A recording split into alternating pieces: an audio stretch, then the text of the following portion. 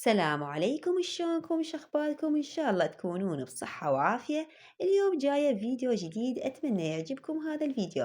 وإذا عجبكم لا تنسونا باللايك وتفعيل الجرس. وصفتنا لهذا اليوم نوع من المخللات الشتوية الخاصة بالشتاء، سريعة وبسيطة وبمكون واحد وما يحتاج هواية مواد، بس الطعم يجنن. أنا أعتبره نوع من المقبلات، لا يحتاج وقت ولا يحتاج تعب.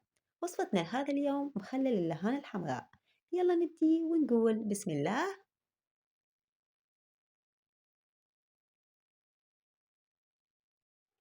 عندي هنا نصف كيلو من اللهان الحمراء أو الملفوف الأحمر. راح أبدي أقطعها كل زين. كل ما يكون التقطيع أنعم يكون أحسن. وراح أبدي أزيل هذا الجزء الأبيض الموجود هنا. طبعا ما تتصورون حبايبي طعمها هالقد طيب، أنصحكم تجربوها بهاي الطريقة.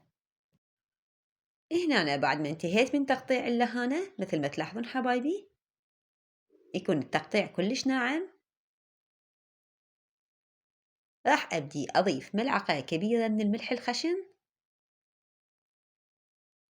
وملعقة كبيرة من السكر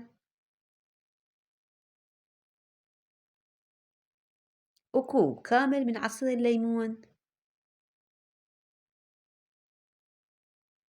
وكوب كامل من الخل، أي نوعية خل أنت تفضلوه. راح أبدي أخلط كل المكونات بهذا الشكل. هنا أنا راح أجيب برطمان وراح أضيف كل الملفوف بيه. طبعا تقدرون تاكلوه ورا 24 ساعة. هنا أنا راح أخليه بالثلاجة ورا 24 ساعة، تقدرون تاكلوه بالهنا والشفا مثل ما تلاحظون حبايبي.